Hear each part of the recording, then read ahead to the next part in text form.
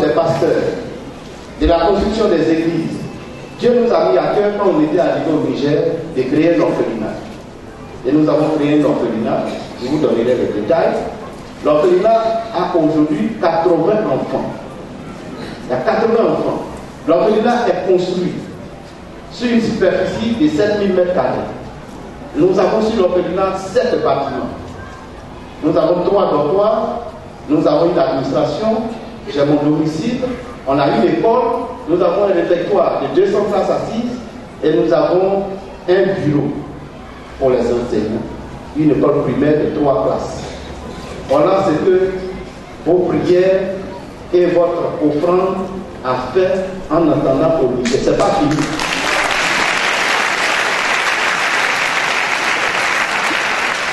Alors pour ceux qui ne connaissent pas le Niger est 4 fois plus grand que la Côte d'Ivoire. Parce que ça fait plus d'1 million de kilomètres carrés. Plus. Nous bénissons Dieu, le Niger n'est pas un pays islamique. C'est un pays musulman, mais qui n'est pas islamique. Parce que la constitution dit que le pays est laïque. Quoi qu'il soit à 99% musulmans. Le taux des chrétiens, nous sommes à 0,1%. Et quand on dit chrétien, christianisme céleste, catholique, assemblée de Dieu, baptiste, tout ce qui parle de Dieu, nous sommes chrétiens. Et là encore, quand on nous mélange, on est à 0,1%.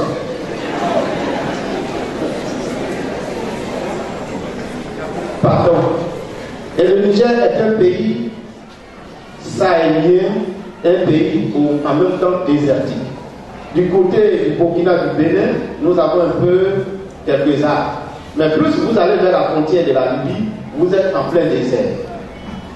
Et le désert occupe une très grande partie au Niger. Et la population est plus concentrée vers le Sahel. Quoique nous soyons au Sahel, quand j'arrive, je regarde les ventilateurs, et puis les ventilateurs ne sont pas allumés, les bracelets ne sont pas allumés, je me demande bien, est-ce que vous savez que vous êtes au paradis? En tant que vous ici, vous êtes au paradis. Et tous les ne savez pas. On a demandé à un Américain qui a fait la mission au Niger, comment il voit le Niger?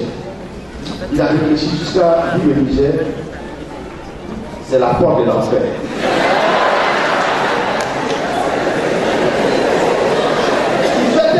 Chaud, très chaud, que quand vous êtes là, c'est comme vous êtes à la porte de l'enfer. Lui, c'est ce qu'il a imaginé, c'est ce qu'il a pensé. Mais, est-ce qu'il a menti? Venez voir. Et le pasteur Brenty a dit un jour, il a cherché, ils ont 2 filles, et la nuit, ils se sont levés, ils ont cherché une des filles qu'ils ne voyaient pas. Ils ont fouillé toute la maison. Américain qui a tout climatisé, tout dans sa maison. Voiture climatisée, salon climatisé. Il a cherché sa fille. Et sa femme est rentrée dans la cuisine, heureusement. L'enfant n'était pas grand. La fille était dans le frigo et puis cette fille était dehors.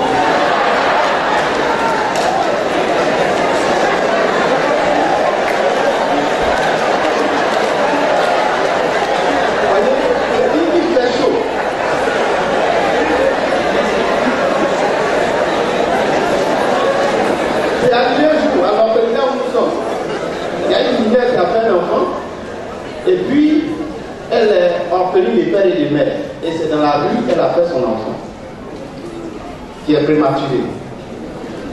Nous l'avons récupéré. À un certain moment, elle a pris l'enfant pour le mettre dans le frigidaire.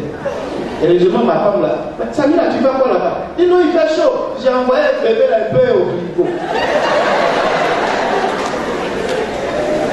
Il y a des périodes de chaleur au Niger. Mais nous bénissons Dieu, nous faisons 14 ans. Ce n'est pas pour délivrer le Niger, mais c'est pour décrire un peu le pays, pour pouvoir orienter vos prières. C'est un pays très chaud. C'est le pays de tous les extrêmes. Quand il pleut, il y a des inondations, il y a des morts. Quand il fait chaud, vous pouvez aller jusqu'à 50 degrés de chaleur. Or, la température normale est 36, 37. Quand vous êtes à 39, déjà 40, là, on va vous évacuer à l'hôpital. Parce que là, vous avez dépassé la température normale. Au-delà de 37, vous avez un problème. Et nous, on va à 45. c'est pas petit. Ce qui fait que rien ne pousse de bon. Vous ne pouvez pas parler de graines au Niger, ni de bananes, ni d'igname au Niger. Donc priez pour ce pays, pour que Dieu change les ordres. Pour que ce pays, même si les chaleurs, on ait des moyens pour pouvoir exploiter le sol avec de l'eau. Et si vous arrivez au Niger, c'est là que vous comprenez, quand Jésus dit, je suis l'eau de vie. Parce qu'à l'hôtel des journées, nous buvons. Mes amis me voient, ah, tu as grossi, je dis, viens me voir au Niger. Viens. Tu vas grossir comme moi. Quand tu vas faire 5 minutes par jour, on va voir si tes nerfs vont pas se détendre. Voilà. Donc c'est pas facile, ce pays. Et je dis, le pays étant laïque, nous avons la possibilité de transmettre le message de l'évangile, d'apporter la parole de Dieu. Parce que quand il est islamique, c'est fermé, c'est la charia, c'est fermé à l'évangile. Mais ce n'est pas un pays islamique. Et la population est très accueillante. La population ne nous lapide plus. Depuis un certain temps, on ne peut lapider comme avant. Il y a la présence chrétienne maintenant au Niger, depuis 90. Donc continuez de prier pour vous. Alors, je suis venu pour vous inviter. Je crois que je ne vous ai pas fait peur. On va aller tous au Niger ce matin. Alléluia. Est-ce qu'on veut aller en mission? Alors, s'il faut aller en mission, il faut comprendre pourquoi il faut aller en mission. Il faut aller en mission parce que Dieu est l'auteur de la mission. Il dit, ne décide pas la mort de celui qui meurt, mais il veut que le pécheur se répande et qu'il vive. C'est dans ce souci que Jésus nous dit dans le livre de Luc, au chapitre 10, que nous allons lire à partir du verset 1. Luc 10, verset 1. Après cela, le Seigneur désigna encore 70 autres disciples. Et il les envoya 2 à 2 devant lui dans toutes les villes et dans tous les lieux où lui-même devait aller. Il leur dit, la moisson est grande, mais il y a peu d'ouvriers. Priez donc le maître de la moisson d'envoyer des ouvriers dans sa moisson. Partez, voici, je vous envoie comme des agneaux au milieu des loups. Amen. Amen.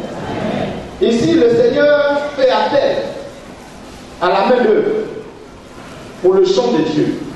Et la moisson est grande, mais il y a peu d'ouvriers. Priez le maître de la moisson.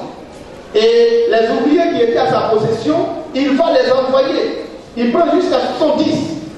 Il les envoie par groupe de 35, 2. Il dit allez. Mais l'expression qui m'a frappé ici, c'est il les envoya où lui-même devrait aller. C'est dit, Jésus ne pouvait pas se partager en 35 parties. Il s'est choisi des hommes et des femmes. Il leur donne mandat. Il dit allez où je devrais aller. Pas dire aux Ivoiriens d'aller au Niger, en Mauritanie, au Maroc, là où ils devraient aller. Parce que l'évangile doit aller partout. Vous êtes avec moi que l'évangile doit aller partout. Et c'est pourquoi David dans les Actes, verset 8, lorsque vous allez recevoir la puissance du Saint-Esprit, commencez par Jérusalem et allez jusqu'aux extrémités de la terre. Donc la mission vient de Dieu. La mission est le cœur de Dieu. Dieu désire que sa parole, sa connaissance aille au-delà des frontières. Et je vous dis que si les autres n'étaient pas venus à Côte d'Ivoire, si les missionnaires n'ont pas quitté leur pays, leur nation, pour venir nous annoncer l'évangile, nous ne serons pas ce nom ce matin. Nous ne serons pas encore sauvés. Beaucoup naissent en enfer. Mais par la grâce de Dieu, les hommes, les femmes se sont déplacés de leur nation pour venir jusqu'à nous apporter l'évangile. Nous avons encore des pionniers qui peuvent nous donner l'histoire ou l'historique de l'église en Côte d'Ivoire. Comment l'église a commencé? L'évangile n'est pas descendu du ciel. Même si Dieu veut utiliser les anges, comme il a fait dans Acte 10, il a dit à l'ange, à Corneille, appelle Pierre et à Joppé, qu'il t'annonce ce que tu as besoin de savoir. Parce que Dieu a pris tes prières. Et c'est Pierre qui est venu porter l'évangile à Corneille. Et la Bible dit pendant que Pierre lui expliquait l'évangile, le Saint-Esprit est descendu. Alléluia. Dieu travaille avec les hommes.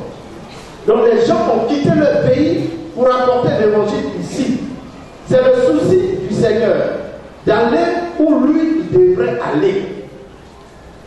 Nous avons une mission. Nous appelons cela la grande commission. C'est l'ordre divin. Toutes les nations doivent entendre parler de Jésus. Et c'est pourquoi quand je vais dans les églises, on présente le missionnaire. Quand on dit missionnaire, les gens lèvent les yeux, ils écartent bien les yeux pour voir s'il y a un blanc derrière. Et puis c'est un noir, un petit noir, on dit missionnaire. Mais la mission elle dit à quoi? À la couleur de la peau? À une nation? La mission, c'est une responsabilité que Dieu confie à des hommes, à des femmes. C'est une tâche accomplie. Et le Seigneur choisit, il peut choisir n'importe qui. Le Seigneur a choisi autrefois les Occidentaux, aujourd'hui il choisit aussi des Africains. Alléluia. Donc la mission n'est pas liée à la couleur de la peau. Nous sommes tous des missionnaires de Dieu. Et nous devons comprendre la nécessité que la moisson est grande, il y a peu d'ouvriers. Chacun doit aller pour annoncer l'évangile. J'étais allé à Gagnoua, et quand je parlais, le pasteur Hachi a sorti un document qui disait que quand la mission française était en Côte d'Ivoire, vous apportez un peu par rapport à la construction de l'église de Gagnoua. Il y a des documents qui existent. Que la mission française, les missionnaires repartaient chez eux, ils expliquaient la nécessité d'aider les Ivoiriens et ils apportaient des habits, des chaussures et ils apportaient de l'argent pour construire. Nous sommes à cette phase au Niger. Il faut aider le Niger à devenir église. Et c'est nous d'abord les missionnaires. Ils comptent sur nous. Et quand nous prêchons l'évangile et qu'un élément est sauvé, nous sommes tenus à encadrer l'élément. Et je voudrais vous donner ce témoignage. Le pasteur Amadou Oufay, qui est devenu pasteur, lorsqu'on était allé à Fouki en 2000 et que nous avons prêché l'évangile, ce jeune devait faire la classe de 3e. Mais quand il a donné sa vie à Jésus, son père, qui était un professeur à l'école franco-arabe, l'a abandonné. C'est fini ça. Moi, mon fils est devenu chrétien. Donc il a trouvé bien avec son enfant. Il avait déjà divorcé sa maman. Donc l'enfant était sans sous. On était obligé de le prendre en charge, nous, monsieur Ivoirien. Payer la classe de 3e, jusqu'en terminale. Et Dieu merci, ce jeune chrétien, baptisé dans du Saint-Esprit, dans son établissement, il était le seul à avoir son bac.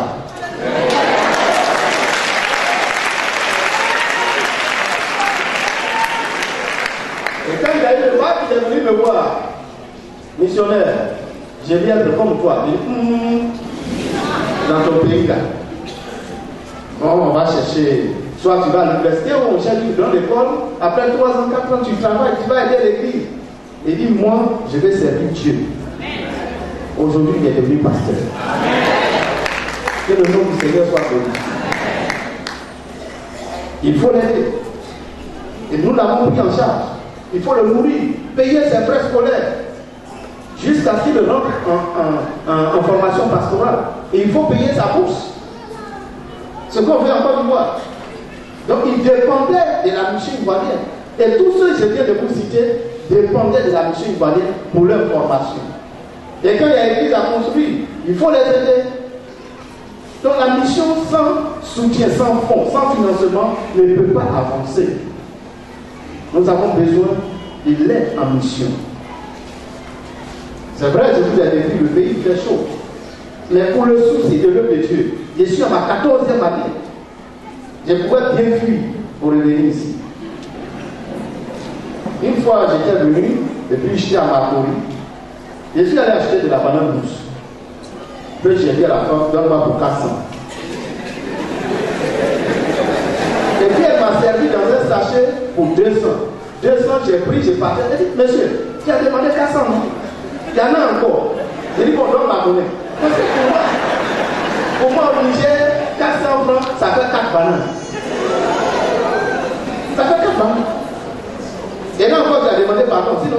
c'est 125 là-bas. On me fait un gros sachet comme ça. Pour moi, c'est pas possible. On pouvait fuir pour l'ennemi.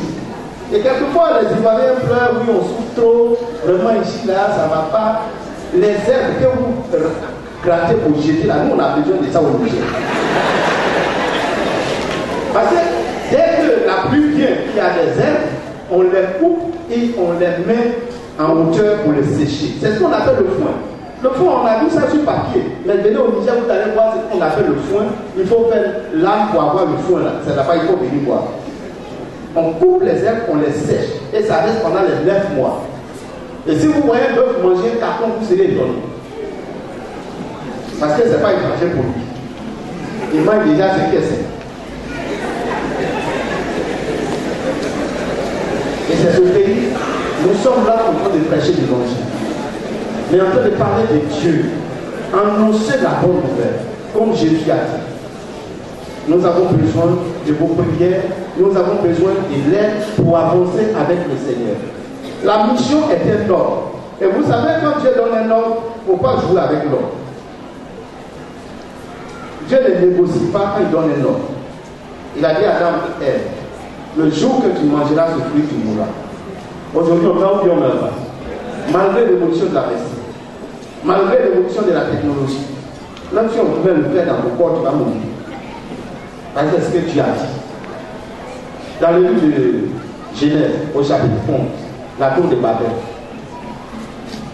il a dit à Adam et Ève, multipliez-vous, remplissez la terre. Mais à un certain moment donné de la vie de l'homme, des hommes, ils se sont dit, bâtissons une tour pour atteindre Dieu. Ils parlaient une seule langue. Et ils ont décidé de bâtir une seule ville et créer une tour qui atteint le sommet, aller au ciel. Dieu ne nous a pas invité au ciel. On ne peut pas tuer la terre pour grimper à l'étage pour aller au ciel. On ne rentre pas comme ça là. Nos parents déjà péché, pour aller au ciel, il faut passer par la mort. Mais la Bible dit, Dieu dit descendons et confondons le nom. Lorsqu'ils étaient nombreux, ils pouvaient dire, parmi temps, est-ce que vous pouvez aller un peu en Afrique pour créer votre pays là-bas? Donc ils ont dit, bâtissons-nous un nom, faisons-nous un nom. Et ils sont restés là. Et étudiez bien, la Bible dit qu'ils avaient une seule langue. Il y avait une seule langue sur la terre que les hommes parlaient. Aujourd'hui, ce n'est pas difficile de dans le français. Si c'était ma langue guérie là, je vais vous donner des proverbes. Mais à cause de la désobéissance à l'ordre, remplissez la terre. Il n'a pas dit de se regrouper. Il remplissez la multipliez-vous et remplissez la terre. Et comme les gens avaient une seule langue, alors ils se sont formés une seule idée. Et quand Dieu est descendu, il a partagé les langues. Il a divisé les langues. Maintenant, quand il va vous dire mon amour, personne ne me comprend. C'est une dispersion totale. Parce qu'on n'a pas suivi l'ordre de Dieu.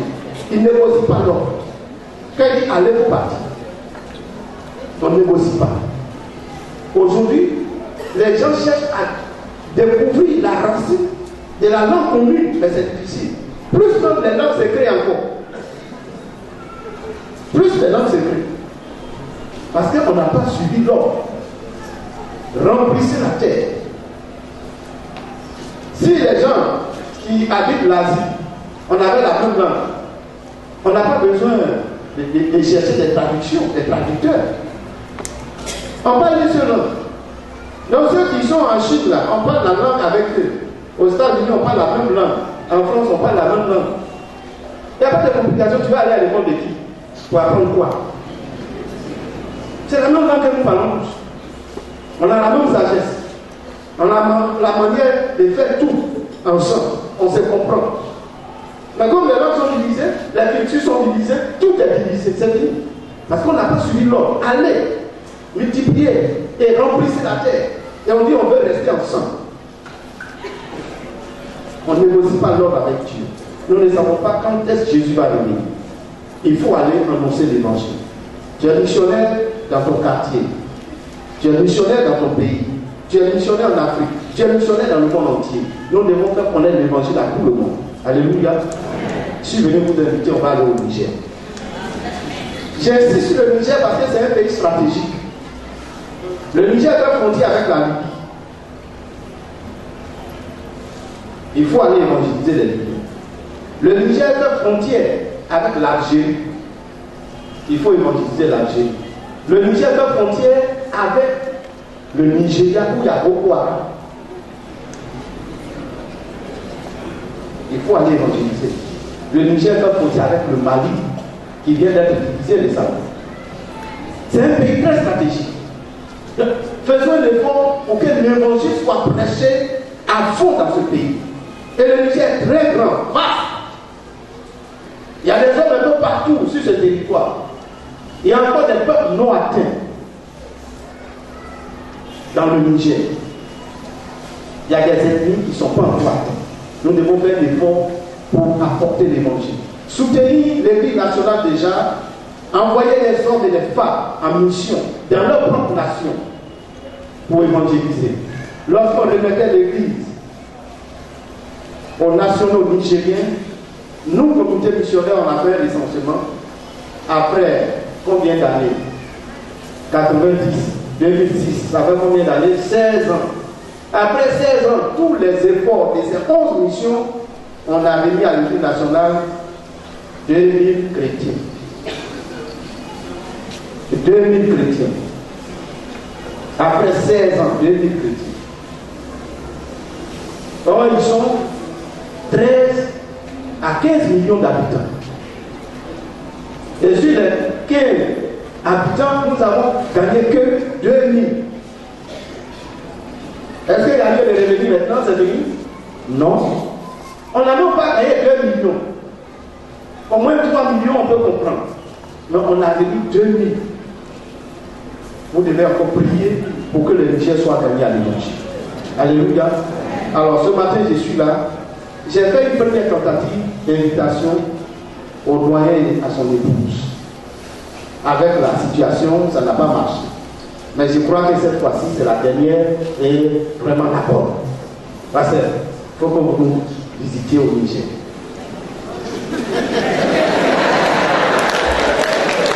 Alléluia. Il faut que les doyens apportent la bénédiction au Niger. Moi, j'ai eu peur ce matin quand j'ai vu cette foule. Mais si on pouvait avoir même le tiers au Niger, c'est bon. Donc il faut que le doyen apporte sa bénédiction au Niger. Est-ce qu'on est d'accord avec ça? Est-ce que l'église est pour ça? Mais attention, la mission demande des moyens. Parce que le billet d'avion fait au moins 380 000. On est d'accord, mais il faut compris, pour payer le billet d'avion du pasteur et de son épouse. Il ne viendra pas seul. Les moyens comme ça, il ne marche pas seul. Sa femme aussi doit bénir les femmes qui sont là-bas. Donc nous devons faire des efforts pour faire l'œuvre missionnaire au Niger. L'œuvre missionnaire a été comprise par beaucoup de frères et sœurs ici en Côte d'Ivoire. Ça, je remercie les frères et sœurs qui nous accompagnent. On ne pourra pas aller tous en mission au Niger. Et pourtant, chacun peut partir d'une autre manière que je vais expliquer. Nous autres, c'est en 85 que nous avons reçu l'appel missionnaire. Et l'Église a reconnu cela et nous sommes partis en 97. Physiquement, j'ai pris ma femme et mes enfants, nous sommes partis. Et ce matin, si je vous dis allons, est-ce que toi tu as des enfants? Peut-être il y en a qui ont 4, 5. On va payer des d'avion pour tout cela. Et les parents qui jouent avec toi à la maison, tu vas les laisser. Donc, comme on ne peut pas aller tous, et puis est-ce que tu as reçu aussi la conviction de quitter la Côte d'Ivoire pour aller là-bas physiquement? Il y a tout ça. Tous ces paramètres qu'il faut considérer.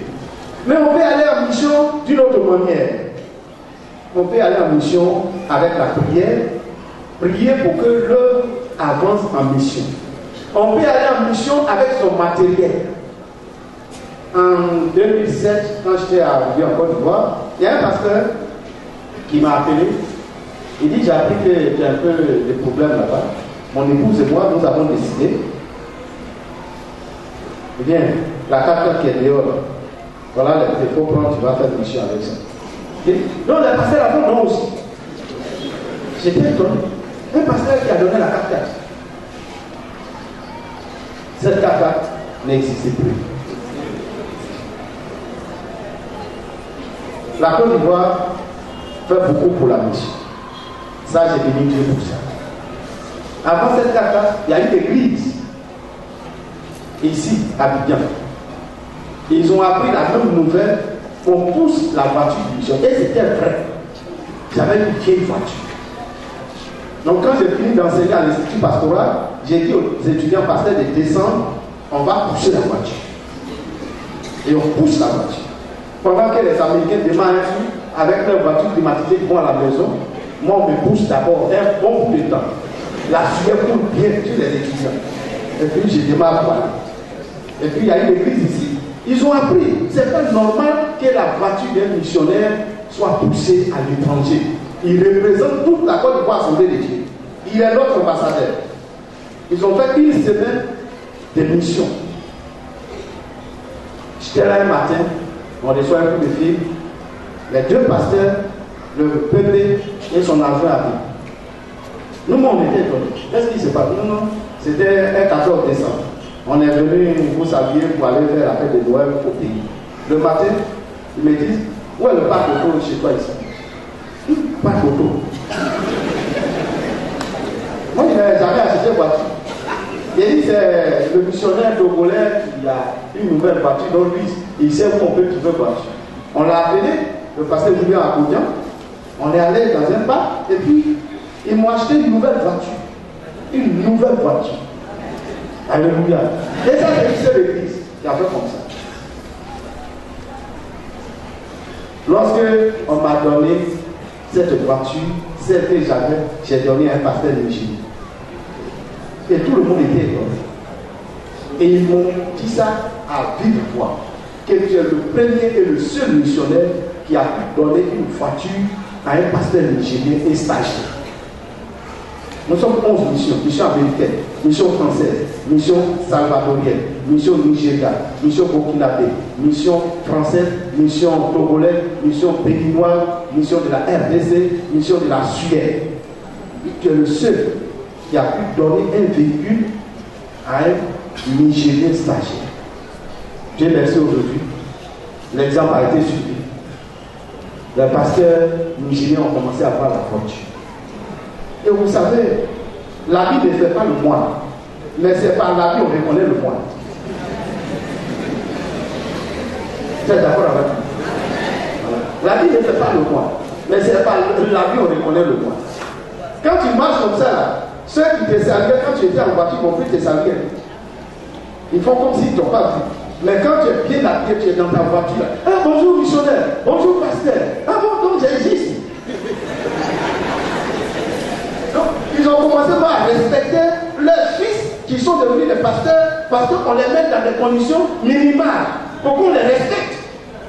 Et quand ils vont dans les bureaux, ils prêchent l'évangile, les gens les écoutent. On dit, donc Dieu, c'était les Ivoiriens qui sont venus te donner là, il n'y a rien dedans. On les respecte.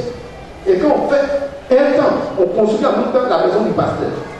Donc il n'a pas de loyer à payer. Parce qu'on fait ça par stratégie.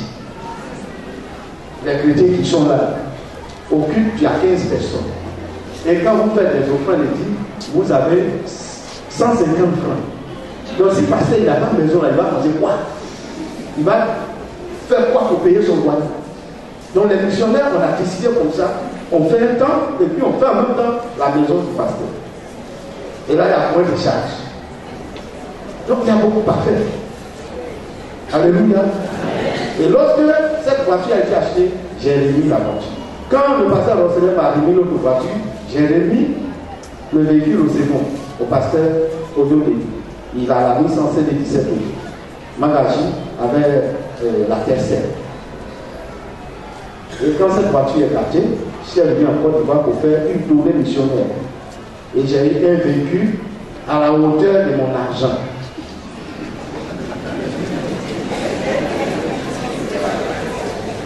Récemment, on est allé au garage.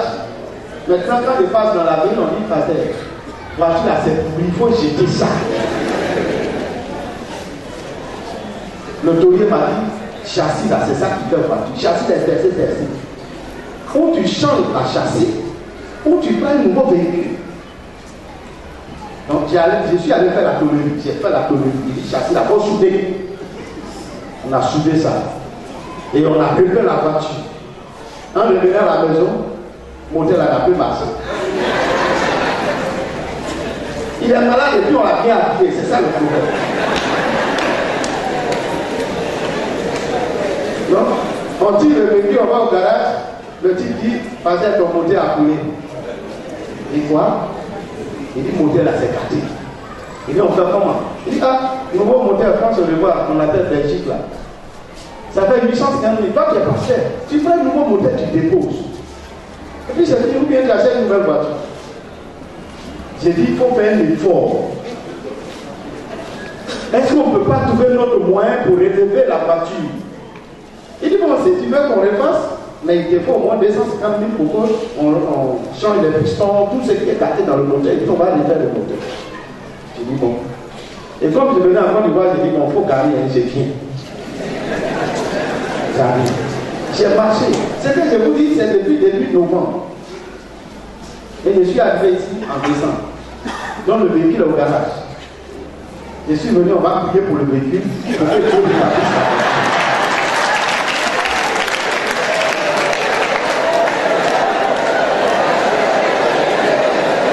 Alléluia. Je sais que vous avez foi, on va prier avant de véhicule. Donc la mission étant le cœur de Dieu, nous sommes des acteurs de la mission. Jésus choisit 70. C'est des acteurs, les animateurs de la mission. Mais la mission a besoin des sponsors. N'est-ce pas? Pour aller en mission, on ne peut pas aller tous en mission. Mais on a besoin des sponsors, des parrains de la mission. Il faut aider la mission. Et si tu es en train de faire la mission, non seulement avec le matériel, avec ton argent, tu fais la mission. Si ça ne marche pas, qu'on revient, les gens ne seront plus sauvés. Et nous aurons notre argent dans la poche. Et le Seigneur dira, qu'est-ce que tu as fait? Et j'ai dit un jour dans une assemblée, si vous faites un enfant, et qu'à 45 ans, si l'enfant doit avoir au salon, c'est qu'il y a un problème. À 45 ans, si l'enfant doit au salon, c'est qu'il y a un problème. Les missionnaires sont venus nous évangéliser. Il y a plus de missionnaires ici. Nos têtes ont blanchi. Et puis nous, on ne peut pas faire mission. C'est qu'il y a un problème. Nous devons aussi sortir maintenant de la maison de nos parents à 45 ans pour dire, mon fils travaille maintenant, il a sa maison. Les enfants vont le visiter. Voilà tes petits-enfants ici. Mais tu es au salon avec ta femme, tes enfants, les petits-enfants. Mais il y a un problème. La Côte d'Ivoire, nous avons mûri, il faut faire la mission. Et je le dis parce que nous autres, on prend de l'âge, on va quitter la mission. Et si on ne dit pas la vérité dans les églises, nos bien-aimés frères, nos collègues qui vont partir en mission, ils continueront de souffrir comme nous. Et ils diront, vous, nos aînés, vous n'avez pas apporté de l'aide. Parce que vous n'avez pas expliqué à l'Afrique ce que c'est la mission. Imaginez un Américain qui va venir d'Afrique. Le pied d'Afrique pour combien? Et un exemple. Le pasteur T qui est maintenant en Côte d'Ivoire, il était avec nous au Niger. Quand il avait été attaqué, les volants ont pris sa voiture. Après sa guérison, il est revenu. La banque américaine, l'église lui a envoyé 2 nouvelles 4x4. Plus nouveaux que ceux qu'ils ont volés. Parce qu'ils lui ont demandé, tu veux encore faire la mission, il faut faire la mission. Si c'est matériel, voilà ça. Maintenant, on va prier pour que la voiture du Niger soit tenue. Donc, aidez-nous à faire la mission. Aidez l'action missionnaire qu'on appelle l'Amassi en Côte d'Ivoire à faire la mission. Est-ce qu'il y a des ODH ici? Tous ceux qui ont les cartes de la mission, cartes de fidélité de la mission. Est-ce qu'il y a ce matin ici? Veuillez lever les mains s'il vous plaît. Amassi, carte Amassi. Voilà, Amassi, levez les mains. Alléluia. Voilà, que Dieu vous bénisse. On les appelle les oubliés de la dernière ère, ODH. Alors nous sommes là ce matin pour vous expliquer ce que c'est la mission. Dieu nous aide, nous prêchons l'évangile, les hommes sont sauvés, nous les formons, mais il faut faire un peu plus. Quelquefois, les Occidentaux qui sont avec nous ne sont pas contents avec nous. J'ai un collègue qui a expérimenté ça. Il n'avait pas d'argent. Il allait voir un collègue missionnaire de l'autre côté. Il a dit, mon argent vient en retard. Si tu peux me prêter ça pour me loyer, tout ça. Il dit, bon, tu viens demain. Il est venu, en lui tendant l'enveloppe, il dit, ton pays prendra soin de s'occuper de toi. Un missionnaire ne mentit pas.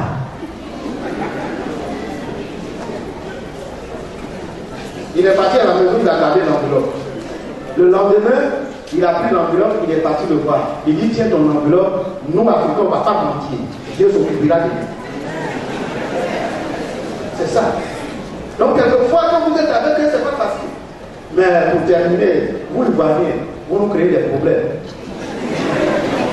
C'est vrai. Parce que 80% ces gens du Niger, au moins, fait leur passage encore du ici. Donc, quand on est avec eux, ils nous respectent. Et comment on peut leur dire que nous n'avons rien? Quand on te voit, tu es béninois, tu dis non. Tu es togolais, non. Quand tu dis que tu es ivoirien, tu es venu faire quoi ici? Tu es venu faire quoi ici? Dans ce pays-là, tu es venu faire quoi ici? C'est la question de nous. Tu es venu faire quoi ici? Donc ils m'ont dit clairement, si je suis au Niger que j'ai dû comme ça, c'est parce que j'ai plus que ce que j'ai encore de quoi ici, c'est pourquoi je reste dans le pays comme ça. J'ai dit que Dieu soit béni. Donc pour eux, on a le minimum pour vivre au Niger. Or, ma maison doit venir. Vraiment, il faut vivre avec les habits légers. Il n'y a pas climatisé. Il n'y a pas climatisé à la maison. Et il faut qu'il arrive en période de froid un peu. C'est ça qui peut nous aider. Sinon, les moyens comme ça, on sera obligé de le loger dans un hôtel. Donc, prévoyez le prix de l'hôtel. Sinon, si c'est chez moi à la maison, vous allez venir les chercher.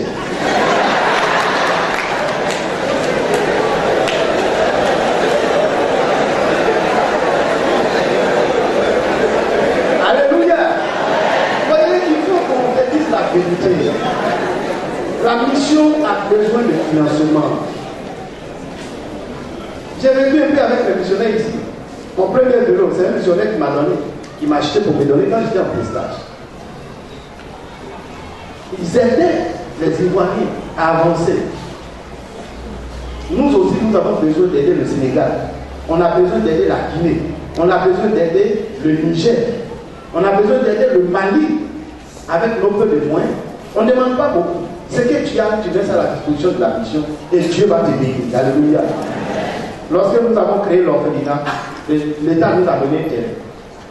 Et puis, un des Occidentaux est venu visiter l'orphelinat. On était dans 3 chambres salon à 25 enfants. Quand il est parti à la maison, c'est lui-même qui nous a rendu le témoignage. Que Dieu l'a touché. À l'hôtel, Dieu l'a touché. Il a appelé son ami. Il dit, demande au pasteur qui a l'orphelinat s'il a un terrain déjà. Et quand ils m'ont appelé, il dit, oui, j'ai un terrain, ça fait 2 ans. Il dit, bon, Dieu m'a mis à cœur de lui envoyer de l'argent pour construire l'orphelinat. Et lui seul, il a mis la main dans sa poche, il a sorti 80 millions de francs CFA.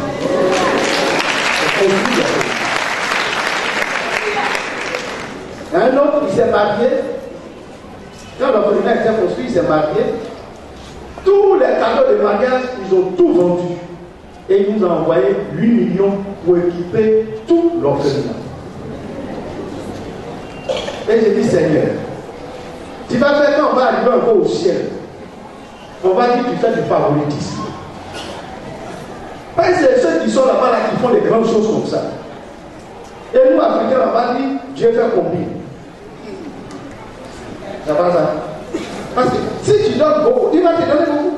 Si tu donnes peu, tu auras peu. Et comme on bâtit notre trésor au ciel, c'est en fonction de ce que tu fais pour Dieu ici-bas qui t'est réservé au ciel. C'est vrai ou c'est bon? Voilà. Et quand on va arriver, et ils auront des grandes bénédictions, on va dire, mais Dieu est toi aussi.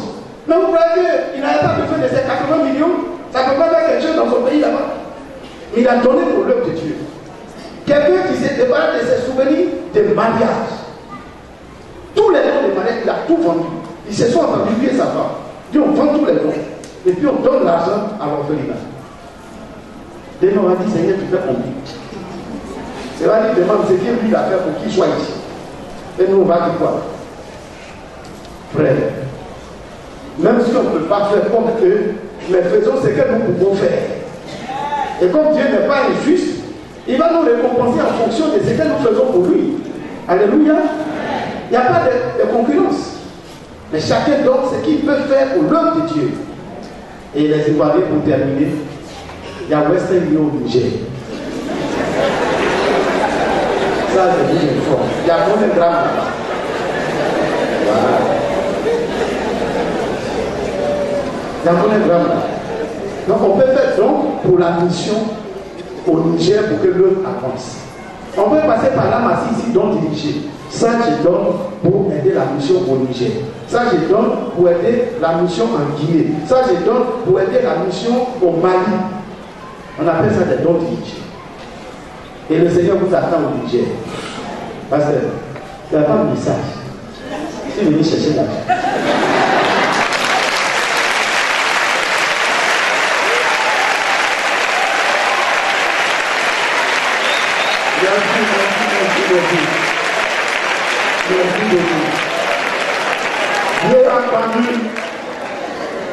Bien entendu, je n'ai pas voulu dire qu'après les messages, on allait faire quelque chose. J'ai préféré laisser le message passer. Et comme le message lui-même s'auto-appelle, on va essayer de faire quelque chose. Nous allons mettre la table et puis nous allons chanter. Et chacun, j'ai dit, chez moi ici, on ne fait pas cotisation. C'est libre. Parce que si je prends panier pour passer, c'est comme si Jékéma à Dialama. Je n'ai pas grandi à Dialama. Que chacun se lève pour venir donner à Allah. Voilà. Alors qui va chanter, c'est. On va demander. C'est qui?